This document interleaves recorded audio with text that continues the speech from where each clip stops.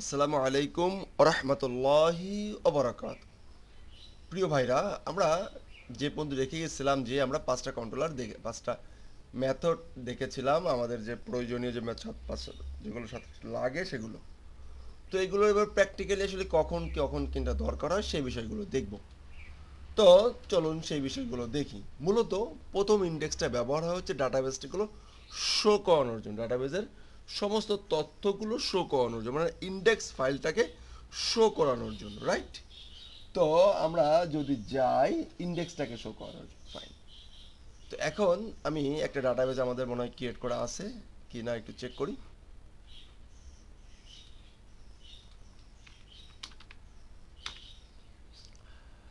ও,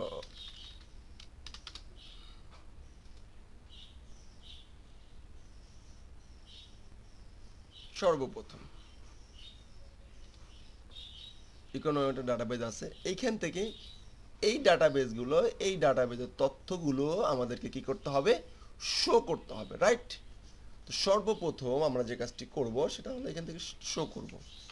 সেখানে মনে করি যে কোনো ডাটাই নেই, কোনোই ডাটা নেই। Check all and delete, sure sure. আমরা এটাকে একটু ডিবি ইউজ এর মাধ্যমে আমরা করতে চাই। ফাইন, আমরা কোথায় চলে যাব, আমরা লারা কাজটা চলে যাই, laravel.com-এ চলে যাই। laravel.com-এ ডকুমেন্টেশনে চলে যাই, ডকুমেন্টেশন থেকে একটু ডাটাবেজে চলে যাই।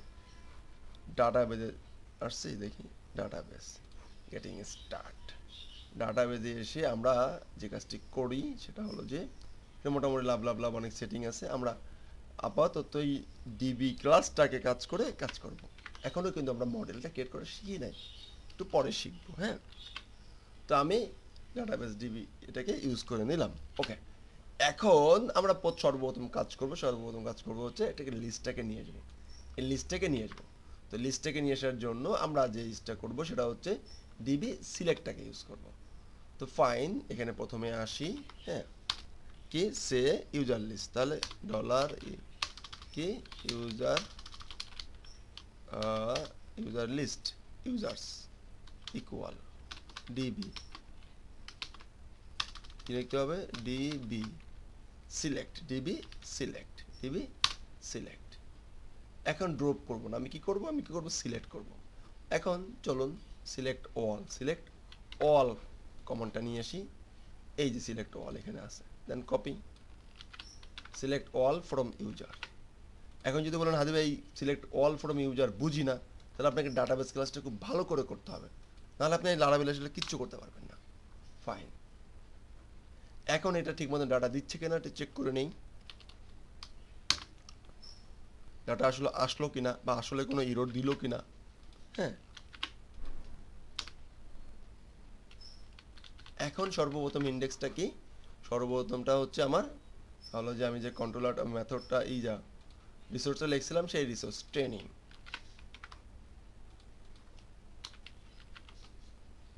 কিছু আসছে কিনা, একটা ইরোর খেয়েছে, কি আননোন ডাটাবেস এই নামে আসলে কোনো ডাটাবেস ক্রিয়েট করা হয় নাই। ফাইন, তো ফাইন বেস্ট মামুরজোর ডাটাবেস নামটা এখন চেঞ্জ করে দেই, ডাটাবেস হচ্ছে আমার ইকম, ডাটাবেস কি ইকম। ফাইন, তাহলে ইকমে চলে যাই। এখন আমরা ডাটাবেজের নাম দিয়েছিলাম, অথবা চাইলে আমরা নতুন করে এখান থেকে ডাটা, ও আচ্ছা আচ্ছা, এটা তো এই টিউটোরিয়াল সিরিজে ইকম নামে কিছু নাই, সরি। আচ্ছা, এটা ডাটাবেস ক্রিয়েট করি। তাহলে আমি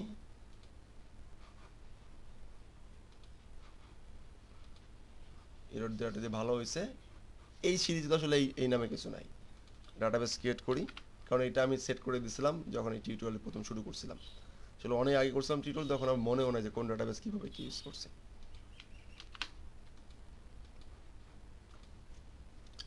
এবার দেখেন এই রোডটা আর নাই, রোডটা সলভ। বাট এখন বলছে কি, বলছে যে তুমি যে টেবিলটা চাইছো সেই টেবিল আমি খুঁজে পাই না, ইউজার নামে এরকম কোনো টেবিল এক্সিস্ট হয় নাই। টেবিল ইউজার ক্রিয়েট করি একটা,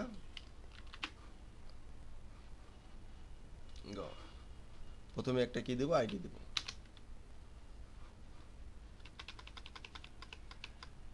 আইডি অটো ইনক্রিমেন্ট এবং প্রাইমারিকে দিয়ে দিলাম, ফাইন শেষ। এরপরে ছিলাম ইউজার নেম, ইউজার নেম দিলাম সে ভার্কার দিলাম আর কি PASS পাসওয়ার্ড ভার্কার, কিন্তু 32 ক্যারেক্টারের বেশি নয়। একটা দিলাম সে এটা দিলাম হচ্ছে ইমেইল বা সেল ভার্কার সেটাকে দিলাম আপাতত দৃষ্টিকোণ থেকে সেভ। আমাদের ডাটাবেজ এটা ডিলিট হয়ে গেল। এবার যদি এটা রিলোড দেই কোনো ইরর নাই, ট্রু, ডাটাটাকে রিফাউন্ড করছে ট্রু, সেটা পাই নাই। তো যদি এখান থেকে একটা ডাটা ইনসার্ট করে দিই দেখি, দেখেন ইনসার্ট ফাইন ইউজার নেম মামুর জোর password love love love love love love to find cell 01746686868 fine go। এবার যদি এখানে রিলোড দেই, এবার একটা কনসেশন তথ্য দেওয়ার চেষ্টা করবে, এখানে সে নিয়ে আসছে ট্রু ফাইন। এখন এইখানে যদি আমরা ট্রেনিং এখানে যাই, এটাকে select all from users fine. এখানে যদি আমরা একটা সে ভার্ডাম করি, কি আছে একটু দেখি,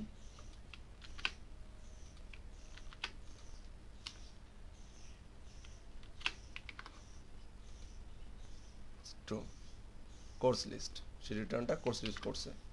আচ্ছা ফাইন, রিটার্ন সে আসছে, এখানে এক্সিট করতে হয়, এক্সিট, তাহলে আর দ্বিতীয়টা শো হয় না। ফাইন, আমরা বুঝে ফেললাম আমরা কি কাজ করতেছি।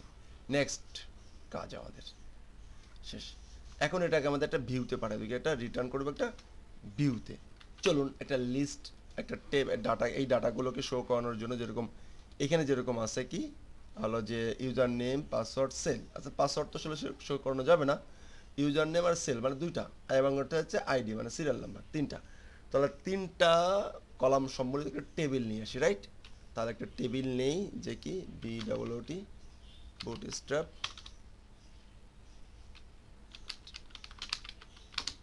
টেবিল নিয়ে আসি একটা, হ্যাঁ, যাতে আমার ডাটাগুলো শো করাতে সুবিধা হয়। লাভ লাভ লাভ যা আছে কপি করলাম, কপি করে আমি চলে গেলাম হচ্ছে যে সে আমার ভিউয়ের ভিতরে, আমি আমার রিসোর্সের ভিতরে চলে গেলাম, এখানে রিসোর্সের ভিতরে ভিউতে চলে গেলাম, ভিউতে যে আলাদাভাবে আবার একটা ফোল্ডার অলরেডি মনে তৈরি করা আছে ইউজার নামে আছে। এই দেখেন এগুলো এখন আমি নতুন করে লিখলাম ইন্ডেক্স কি index dot blade dot PHP paste. এখন আমি এটাকে রিটার্ন করবো, এটাকে প্রথমে রিটার্ন করবো। তার আগে একটু কাজ করে নিব, এখান থেকে এখনই কাজ করে নিব। তাহলে যে কি প্রথমটা হচ্ছে কি সিরিয়াল সিরিয়াল নাম্বার, দ্বিতীয়টা হচ্ছে ইউজার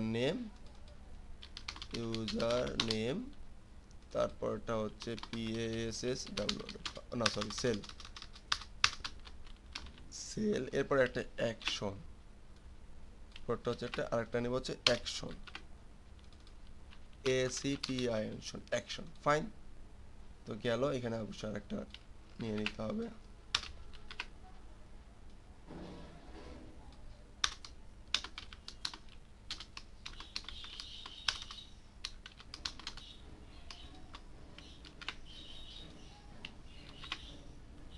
একটা হচ্ছে এডিট, একটা হচ্ছে কি ডিলিট ফাইন। এখন এটাকে আমরা কি করব, এটাকে আমরা কন্ট্রোলার ভিতর থেকে নিয়ে আসবো, ফাইন ওকে ফাইন। আর এটি রিটার্ন ভিউ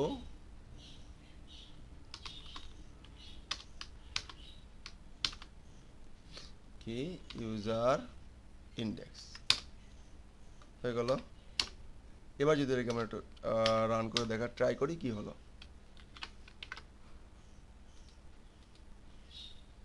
ইউজার ইন্ডেক্স চলে আসছে, ফাইন। এই দেখেন সব লিস্টগুলো চলে আসছে, গুড, ভেরি গুড। আমরা এবার ইন্ডেক্সে যে একটু সুন্দর করে সাজানোর চেষ্টা করি। এখান থেকে এই যে এই টেবিলেরটাও এখান থেকে পাঠানো যাবে, ভেরিয়েবলটা এখান থেকে পাঠানো যাবে। হ্যাঁ, এখান থেকে পাঠাবো, কোথা থেকে যেন, ট্রেনিং থেকে, এখান থেকে ভেরিয়েবলটা পাঠাবো। ঠিক আছে, টাইটেল, হ্যাঁ, সে টিআইটিএল টাইটেল ইউজার লিস্ট, সে আরও অনেক কিছু হতে পারে। তারপরে এইটাকে পাঠাবো, হ্যাঁ, কম্প্যাক্ট করব,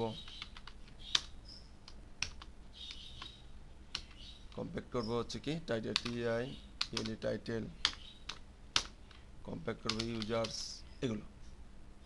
তো এইগুলো আবার আমরা এবার দেখব যে কিভাবে এই ডাটাগুলোকে পরবর্তীতে এই এখানে এগুলো আমরা ডিসপ্লে করতে পারি। ধন্যবাদ।